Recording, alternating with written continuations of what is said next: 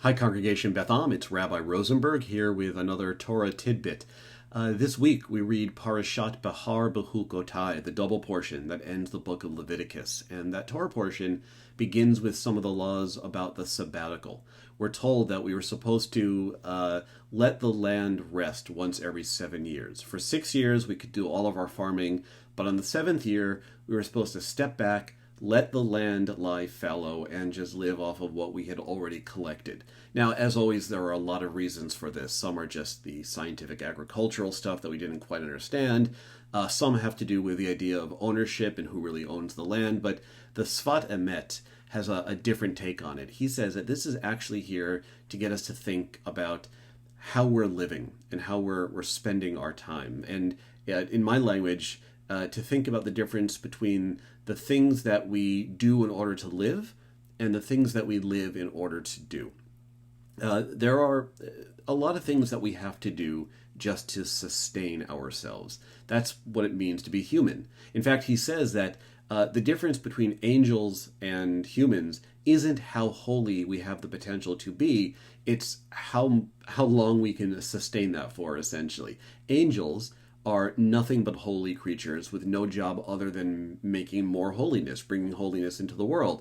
People have that same ability to experience holiness and to increase holiness, but we have other needs as well. We have to take care of our physical selves, which means getting involved in worldly activities. We have to farm or do something else to then afford the money to buy things from farmers, or else we're going to die. And so those other things that we do, whether we actually be involved in farming or some other worldly occupation, we do them in order to live, and they're good. We're supposed to do these things, but they're not the reason we're here. We were put here on this earth for some higher purpose, and what that higher purpose is, or how we understand that, is going to be so different for different people. Some of us understand that in at least partly in very overtly religious and spiritual ways. Some may think about that in communal ways. Some may think about that in moral ways, right, taking care of each other. And I'm not trying to get us to think there's one way to do this, but I think we all understand that there are things that we have to do just to make our lives possible.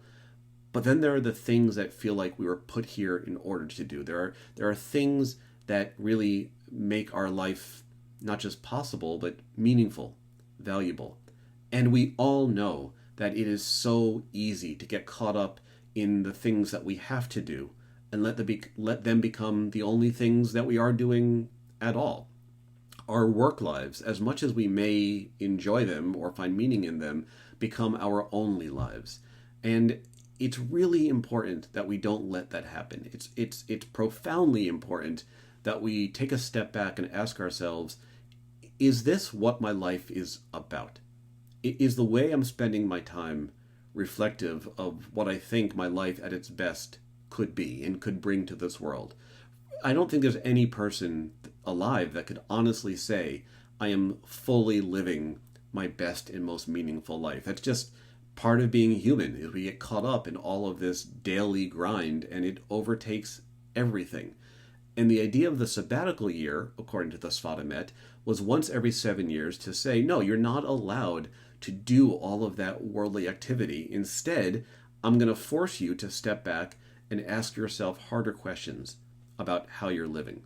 That's the same thing as Shabbat, which is the same idea, the same root of the word, Shabbat and sabbatical.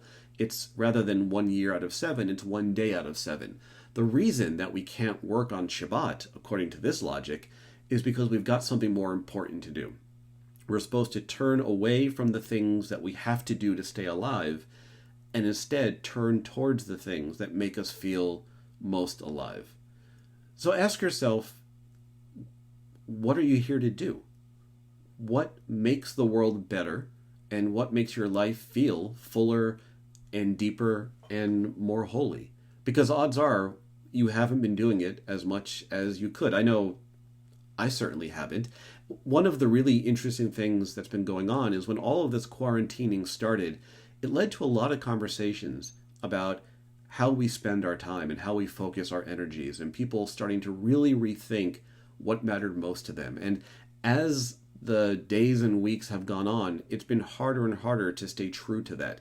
This new rhythm has become just our daily life, and we're once again just caught up in and overwhelmed by and distracted by the things that we have to do just to keep the machine moving forward. And we do have to do those things, but we don't have to do just those things. We can stop and step back and ask ourselves really important questions about how we want to use our lives. Are we just going to keep living, or are we going to strive to do something holier than that? I hope that we'll all take some time this week, maybe this Shabbat, to ask ourselves really important questions about that, and really stop and think about not just what do we have to do to survive, but why does it even matter that we survive? Hope everyone does have some time to think about this. If you want to, give me a call. I'd love to talk to you about it. And I hope that I see everybody soon. Take care.